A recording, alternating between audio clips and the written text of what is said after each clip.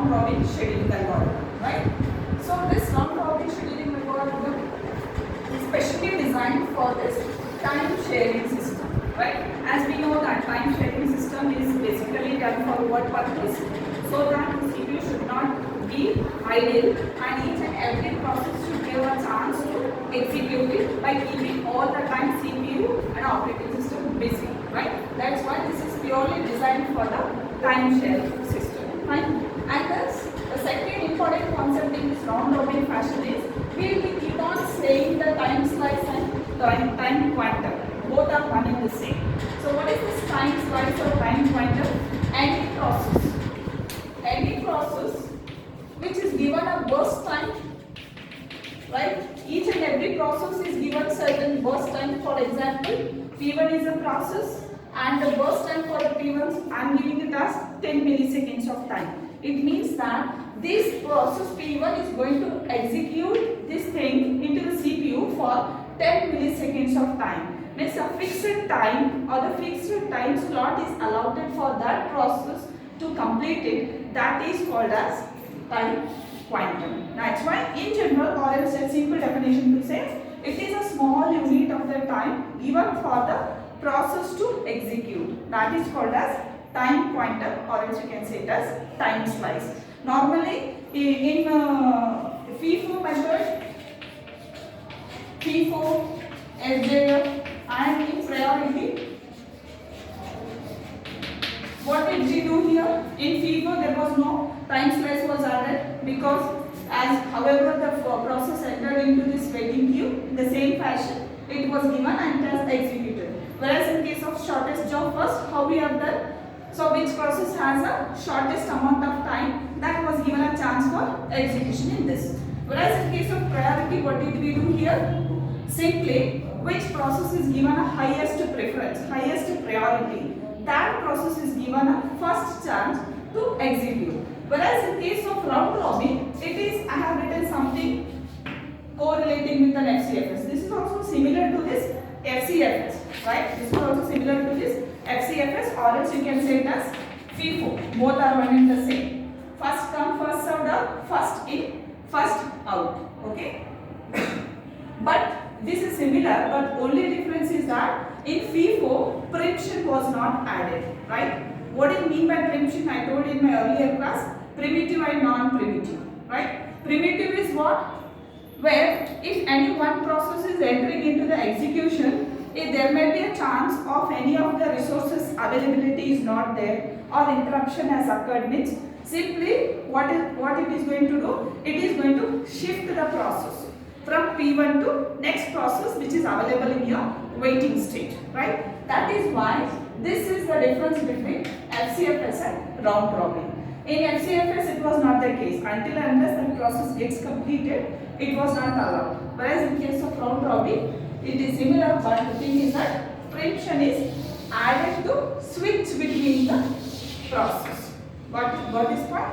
Fine. And the fourth point, in this scheduling algorithm, we are going to keep the ready queue as a FIFO queue. I wanted to give one brief idea about it. Everyone know about queue? What is queue? What is queue? Yes. Queue is what? What is queue? What are stacks? Heard about it? Queue? Taking the material one. Queue is a linear data structure or non-linear data structure? Linear data structure. Linear data structure is similar, nothing but any elements which are arranged in a sequential fashion, in a systematic order. That is linear. So queue is also linear, right? This is also linear. It means that it is arranged in a sequential fashion, right? Therefore, we say queue is a linear kind of data structure. Okay? Or here the process is also arranged like this sequentially. Fine. And there we have two ends in the queue. What is that called as? Head and the tail. If the process which is placed in the head is given a chance for execution into our CPU, right? If there is an interruption occurs at this process P1. What do? Simply it is placed back to the tail. Got that meaning? That is what this point is representing it, right? In this scheduling, we are going to keep the ready queue as a FIFO queue of the process. If there is any interruption occurs, then the new process is added to the tail of the queue. It's very simple. Name itself indicating. Head are placed at the beginning, tail are placed at the end of the process. Fine. And next, fifth point is saying the same. What I have represented here, this is what the same point. And the last and the most important point in RR scheduling here is while executing the process. I told you, while executing the process, if there is an interruption, disturbance occurred, or else any struck in the operating system or struck in any of the resources while executing any of this process, it happens at that time, context switch will occur. Now the point comes, what do you mean by context switch, right? Context switch is nothing but, it is a procedure, context switch is a procedure which will make the process to change from one task to another task. Shift from one position, one process to another process. This mechanism or this process is known as context switch. Context switch normally occurs only in case of round robin scheduling. Okay, is that clear? Now we will be going to with the help of one example where you will be clearly understanding how the process takes place. Okay. So let us explain with this thing in detail by taking an example. Let us consider there is a process. We have three processes called as P1, P2 and P3. And the first time of all the process is like let us take it as 5 milliseconds, 3 milliseconds and 4 milliseconds. Right?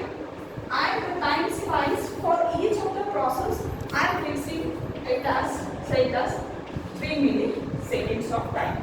By this clearly it is indicating according to our round robin what is it is doing it. Each and every process is going to take only 3 milliseconds of time. After that the preemption will occur. It means it has to switch the process after taking 3 milliseconds of time. Though the burst time is 5 but the time quantum is 3. What it has to do? Preemption occurs means the process need to shift to next process, right? This is how a round robin fashion takes place, right? After this, P2 is having how much milliseconds of time here? 3 milliseconds. For the time quantum is also 3. It means that it is going to satisfy that, right? Time quantum is also 3 milliseconds. Burst time is also 3 milliseconds. Means once this process is entering, means it's going to fulfill it and execute some things. Means P2 has completely done its task, right? Then next what it has to do? It has to go for P3, right? P3 is given a chance for 4 milliseconds of time, whereas time quantum is 3 milliseconds, right? It means it is supposed to execute only 3 milliseconds of time, but the left out time is being kept in. Why it is kept? As the name itself indicating, round robin, it is in a circular order. Again the time circulation comes, and even I have correlated round robin is similar to that of FIFO method, right? So here, once it has done with this 3 milliseconds, the left out was 1 milliseconds of time. Whereas in case of P1, how much it was left out? 2 milliseconds of time. Whereas in case of P2, how much? Nothing was done because time quantum and the burst time is same. Therefore, that process is executed. Fine. Now let us prepare the Gantt chart for it. The Gantt chart. Have a look to this problem. How we are going to prepare a price process. Okay. So now let us see that. So P1 is the first process, right? Burst time is 5.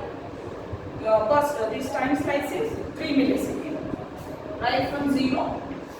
It is supposed to take only 3 milliseconds of time, right? And 3 milliseconds is written. Fine. It means that the remaining 2 milliseconds of the time where it is going to stay there at the tail of the queue.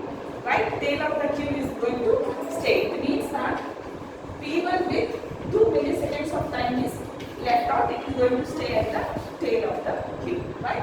Then next, which is going to give us us P2, right? And the first time is 3 milliseconds, and my time quantum is also there, and it is satisfied, and it is not going to sit at the tail of the cube, right? So after this, similarly, P3, how much? 4 milliseconds, and time quantum is 3. So 3 plus 3 here I am supposed to write it as 6, right? So here P3, the burst time is 4, but my time quantum is 3. We are supposed to take only 3 milliseconds of time because it has been utilized only that fixed time which was specified in the problem. 6 plus 3, 9. Means in P3 how much left out again for an execution? 1 millisecond. It means that again P3 is sitting at the tail of the cube, right? How much for that? 1 millisecond, right? It means that P1, P2 is that, therefore it is not sitting at the tail. Which was sitting at the tail in the beginning? P1 was sitting, right? It is at the end of not, right? So it is given a first chance. It is in a circular fashion. Though the P1 has ended first, again it is coming its chance. The left out portion, got it now? How much it was left? 2. Time quantum is less than that, it is going to execute, right? 9 plus 2, 10. And finally, this is also done. P2 also done, right? Left out was P3. P3 is also just